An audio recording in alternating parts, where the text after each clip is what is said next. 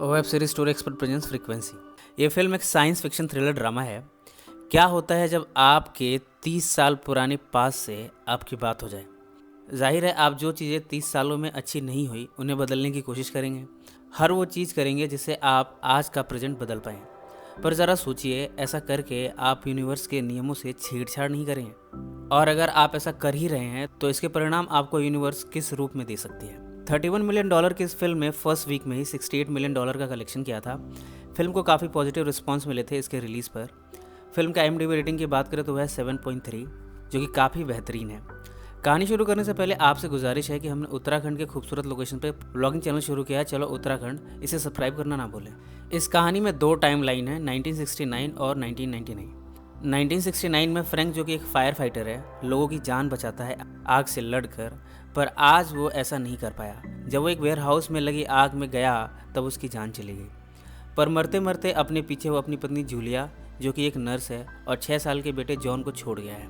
इस बात को 30 साल हो चुके हैं, यानी जॉन अब 36 साल का हो चुका है। वो अब न्यूयॉर्क सिटी में पुलिस में एक डिटेक्टिव है। उसकी गर्लफ्रेंड सामंता ने उसे छोड़ दिया है क्योंकि सामंता को जॉन इमोशनलेस दिखता है। उसकी माँ जूलिया नए एड्रेस पर रहती है। अब जॉन अकेला है। कुछ ही दिनों में उसके पिता की डेथ एनिवर्सरी है, पर इसके कुछ दिन पहले ही जॉन का नेबर, जो कि उसका चाइल्डहुड फ्रेंड है गॉर्डो, और उसका बेटा, ये दोनों जॉन के घर आए हुए हैं। इसमें गॉर्डो के बेटे के हाथ हैम रेडियो लग गया। ये रेडियो जॉन के पिता की निशानी है। इसे जॉन ऑपरेट करने की कोशिश करता है पर कर नहीं पाता। पर जॉन के पिता फ्रैंक की डेथ एनिवर्सरी से ठीक एक दिन पहले जॉन ने देखा कि ये रेडियो काम करने लगा है। ये सब हो रहा है क्योंकि इस वक्त ऑरोरा बोरेल्स लाइट एक्टिव हो गई हैं। इन्हें पोलर लाइट्स भी कहा जाता है। मेनली ये नॉर्दर्न और सदर्न पोल में ज़्यादा अकर होती हैं। जब ऐसा होता है तब उस एरिया में जहाँ ये हो रहा है हमें रेड और ग्रीन कलर के लाइट्स ज़्यादा दिखती हैं। सन के चार्ज पार्टिकल्स और अर्थ के ऊपरी एटमॉस्फेयर के एटम्स का जब इंटरेक्शन होता है तब ये घटनाएं घटित होती हैं। इस कहानी में इन्हीं ऑरोरा बोरेल्स की फ्रीक्वेंसी से एक टाइम से दूसरे टाइम में इंटरेक्ट करते दिखाया गया है, और इसी के थ्रू आज का इंसान पास के किसी दूसरे इंसान से बात कर पाता है। फिलहाल जब जॉन ने इस हैम रेडियो को काम करते देखा तब उसने उससे किसी इंसान से बात करनी शुरू की। उसकी बात फिलहाल 30 साल पहले के अपने पिता फ्रैंक, जो कि अब भी जिंदा हैं, उनसे हुई। शुरू में तो किसी को नहीं पता कि कौन क्या है, इसलिए बातें सिर्फ इधर उधर की हुई। जैसे उस समय 1969 वर्ल्ड सीरीज चल रही थी। आज का 36 साल का जॉन तब 6 साल का था, पर उसे उस सीरीज़ की सारी डिटेल्स पता है कि कौन जीतेगा, कैसे जीतेगा। ये सारी डिटेल्स उसने फ्रैंक से शेयर की। बातों बातों में दोनों को पता चला कि उनका रिश्ता क्या है। पहले तो ये बात दोनों के लिए स्वीकार्य नहीं थी, ऐसा कैसे हो सकता है, पर फाइनली दोनों को ये मानना ही पड़ा कि दोनों बाप बेटे हैं। फ्रैंक ने अपने बेटे से उसका हाल पूछा। जॉन ने बताया कि उसकी गर्लफ्रेंड उसे छोड़कर जा चुकी है और साथ में जूलिया नए एड्रेस पर रहती है। जॉन ने कहा, अगले दिन आप जब वेयर हाउस में आग बुझाने जाओगे वहाँ आपकी डेथ होगी, आप इसे टाल सकते हो। ये सुनकर फ्रैंक को बड़ा अजीब लगा, यानी अगले दिन वो मरने वाला है। जॉन ने फ्रैंक से वो सारी डिटेल्स शेयर की जिस हादसे में फ्रैंक की जान गई थी। उसने फ्रैंक से कहा, अगर आप फंस जाओ तो लेफ्ट के रास्ते से निकल जाना, आप बच सकते हो। अगले दिन फ्रैंक ने देखा कि जॉन की बात सही निकली है। वाकई में उसके बताई गई बिल्डिंग में आग लगी है। फ्रैंक अपने साथियों के साथ आग को बुझाने गया। आग इतनी तेज थी कि सभी मारे गए, पर तभी फ्रैंक को याद आया जॉन की कही बात, और फ्रैंक लेफ्ट से निकलकर बच गया। ठीक इसी समय आज का जॉन अपने साथियों के साथ बैठा है। जब फ्रैंक की जान पास में बची है तब आज का जॉन कह रहा है अपने दोस्तों से, मेरे पिता बच गए हैं। तभी उसके दोस्तों ने कहा, तुम ये क्या कह रहे हो, तुम्हारे पिता तो आज से 10 साल पहले यानी 1989 में कैंसर से मरे थे। इस समय फ्रैंक के पास में बच जाने से दरअसल एक और टाइमलाइन क्रिएट हो गई है जिसमें कि आज का जॉन अपने आप को देख पा रहा है, और इसीलिए उसने अपने पिता बचे हुए दिख रहे हैं, और इस टाइमलाइन में फ्रैंक की मौत 10 साल पहले होती है कैंसर से। फिलहाल फ्रैंक बच गया है 1969 में, और बचने के बाद उसने जॉन से इंटरेक्ट किया। दोनों ने आपस में बातें की, एक दूसरे का हालचाल लिया। पर फ्रैंक के पास में बच जाने की वजह से प्रेजेंट में जॉन के आसपास बहुत से बदलाव होने लगे हैं। उसकी माँ जूलिया अब अपने पते पर नहीं है, यानी अब वो कहाँ चली गई है इसका पता नहीं। सामंता भी अब उसे पहचान नहीं रही। इन सब की वजह है जॉन इस समय दूसरे टाइमलाइन, जिसमें कि उसके पिता की 1969 में डेथ नहीं हुई थी बल्कि 1989 में हुई थी, उसमें पहुंच गया है। जब पास में बदलाव होंगे तब आज का अस्तित्व डैमेज हो जाएगा या फिर बदल जाएगा, और ऐसे में बदलाव आने तय हैं। नई टाइमलाइन बनेगी और चीज़ें बदलेंगी। कुछ ऐसा ही हो रहा है जॉन के साथ। जॉन ने इस टाइमलाइन में ये देखा कि उसके पिता की डेथ कैंसर से सिर्फ 10 साल पहले हुई है। उसने इस बारे में फ्रैंक से कहा और उसे स्मोकिंग छोड़ने को कहा। जॉन को इन सब में उसके बॉस डिलियन से एक केस को इन्वेस्टिगेट करने को दिया गया है। ये केस है नाइटिंगेल का। नाइटिंगेल जो कि एक सीरियल किलर है जिसने 1960s में 3 सीरियल किलिंग्स को अंजाम दिया था, वो आज तक पकड़ा नहीं गया। जॉन को उसे पकड़ना है। जॉन ने अपनी छानबीन शुरू की। उसे ये पता चला कि अब तक नाइटिंगेल ने 10 मर्डर्स को अंजाम दिया है। और साथ ही जब फ्रैंक मरने से बच गया तब एक नई टाइमलाइन क्रिएट हुई। उसमें कुछ ही दिनों बाद नाइटिंगेल ने जो हत्याएं की उनकी संख्या ज़्यादा है और साथ ही जॉन की माँ भी उसी के द्वारा मारी गई। यानी मतलब साफ है, ना जॉन और फ्रैंक ने मिलकर पास्ट को बदलने की कोशिश की होती और ना ही मौतों की संख्या बढ़ी होती और साथ ही जॉन की माँ भी जिंदा होती, पर उसने यूनिवर्स के नियमों से छेड़छाड़ कर दी। अब जॉन ने ये सारी बातें फ्रैंक से बताई हैं। पास के फ्रैंक से उसने कहा, नाइटिंगेल जो कि आपके टाइम के हिसाब से मर्डर्स को अंजाम देने वाला है, हम दोनों मिलकर उसे रोक सकते हैं। उसने पहले विक्टिम का नाम बताया जिसे नाइटिंगेल मारने वाला है। फ्रैंक ने कहा वो उसे बचा के रहेगा और इस तरह वो नाइटिंगेल की नज़रों से बचा के पहले विक्टिम को बचाने में कामयाब हो गया। पर जब दूसरे विक्टिम को बचाने की बारी आई तब नाइटिंगेल स्मार्ट निकला। उसने चालाकी से फ्रैंक पर ही अटैक कर दिया, उसे मारा, उसका पर्स छीना, उसका ड्राइविंग लाइसेंस निकाला और सेकंड विक्टिम जिसे उसने मार दिया था वहाँ रख दिया ताकि ऐसा लगे कि ये मर्डर फ्रैंक ने किया है। बाद में ये सारी बातें फ्रैंक ने जॉन से कही रेडियो के थ्रू।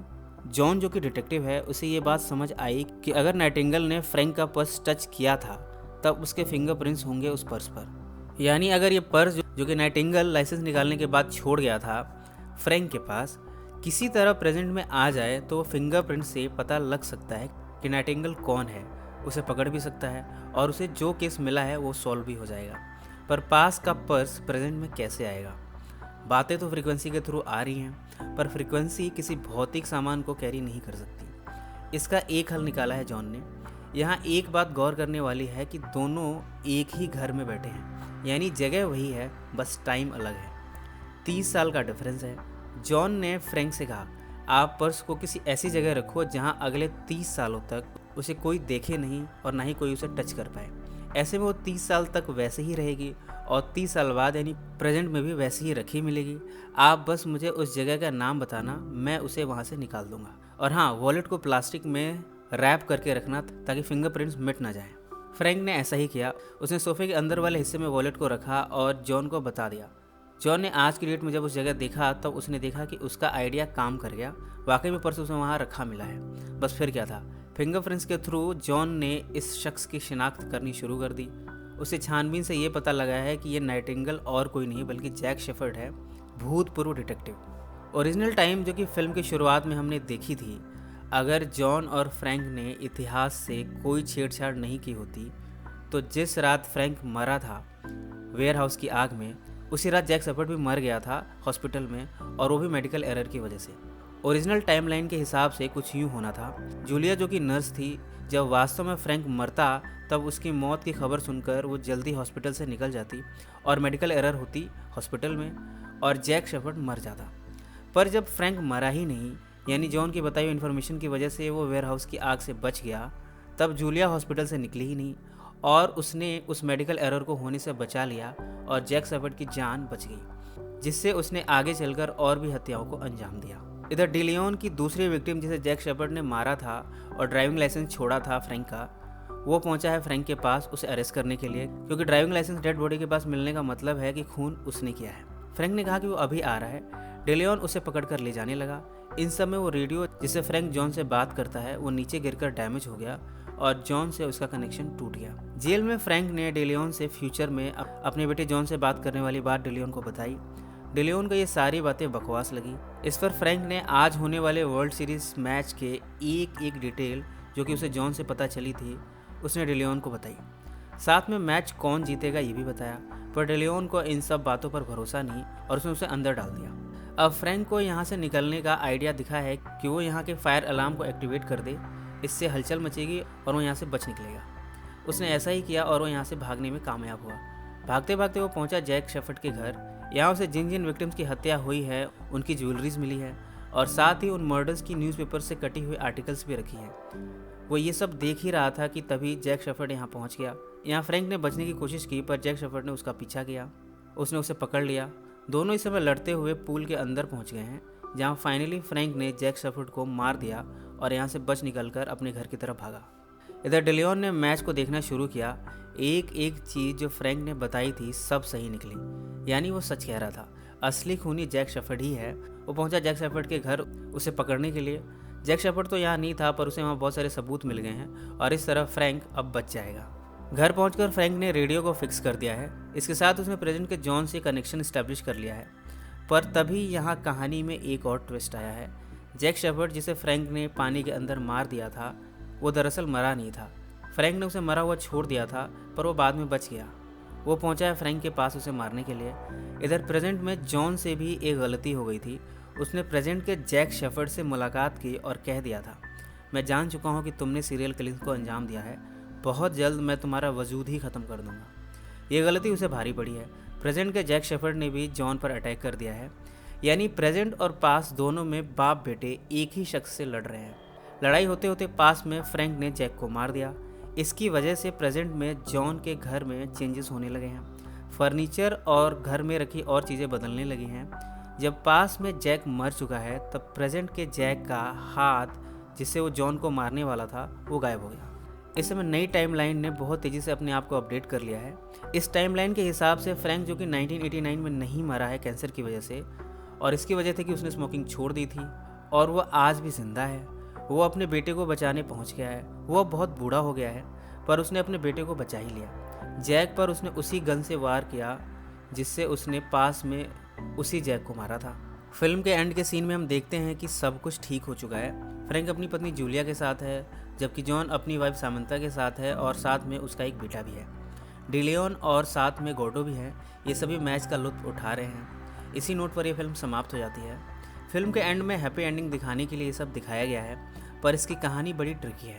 कैसे एक बदलाव पास्ट में प्रेजेंट की चीज़ें बदल देता है, इसे दिखाया गया है। अगर आप पास्ट में कोई एक चीज़ बदलते हैं तो साथ में एक नई टाइमलाइन क्रिएट होती है और प्रेजेंट का इंसान उस नई टाइमलाइन में चला जाता है। वहाँ पे उसे सारी चीज़ें बदली हुई दिखती हैं, जैसा कि जॉन के साथ हुआ, पर इसके बहुत सारे बुरे अंजाम भी उसे देखने पड़े।